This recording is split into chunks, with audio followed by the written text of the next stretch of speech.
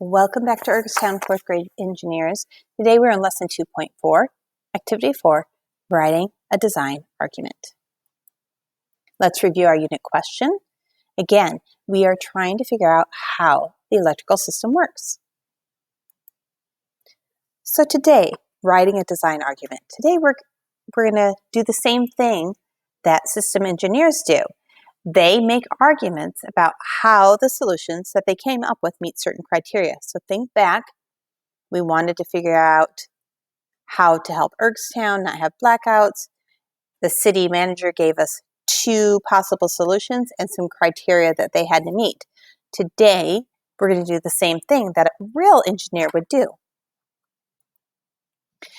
The first thing we need to know is what is a design argument. So let's go over the first criteria for design argument. It answers a question with a claim about which solution best meets the criteria. Now, we have gathered information. We've read in our reference book. We use the SIM.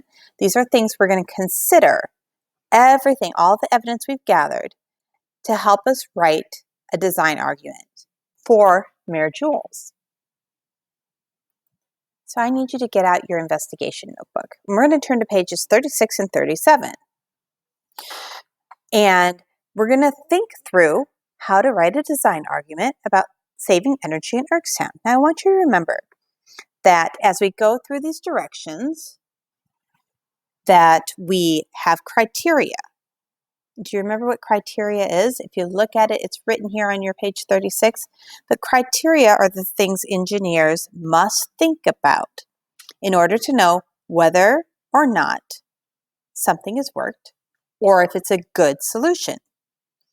When we think about it, we had 2 possible solutions, as you can see right here.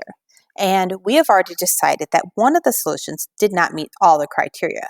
So let's go ahead and cross that one out. So take your pencil, cross out the first one, get people to stop using some devices. We knew that that didn't meet our criteria because it doesn't meet this one, the one that says doesn't change how people use their devices. So we thought that was a bad choice. Now we have some evidence that the second possible solution is the best one. We know it's the best solution because it meets all of our criteria. We know that changing to LED lights converts less energy or uses less energy, and it doesn't make any of the people in Ergostown change how they use their devices. So when we write our claim, we need to talk about how the solution meets the criteria. So our 2 criteria, again, remember, converts less energy from the grid and doesn't change how people use their devices. So how can we write about this? Let's see. I prepared one for us. So our option is changing old streetlights to LED streetlights is the best solution, because that was our solution, because it uses less energy and it doesn't change how people use their devices. So basically, we are just stating what we say is the best solution based on our criteria. So our solution was changing old streetlights to LED streetlights.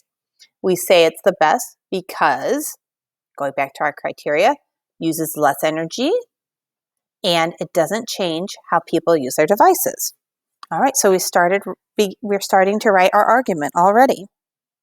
Why don't you stop the video here and copy this down onto page 36.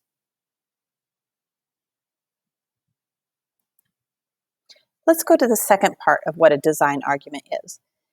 Number 2, it connects evidence to each of the criteria. So our argument should include the testing from the SIM and what we've read in our reference books that supports our claim.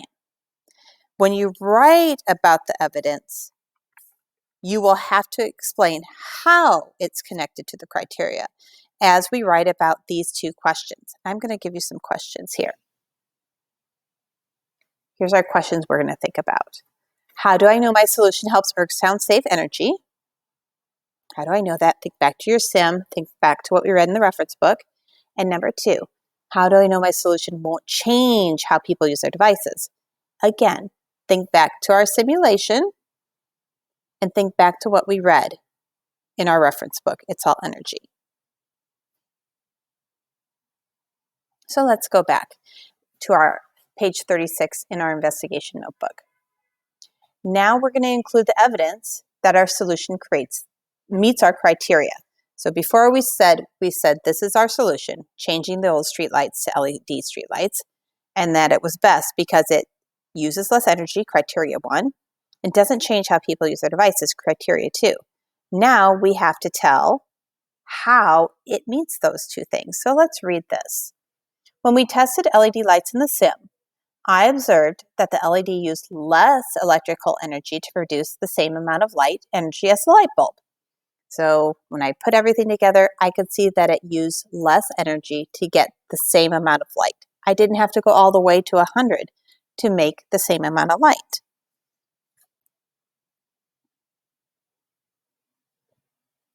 All right, so take a second here, write this down on page 36, and go ahead and start the video when you're ready to get going again.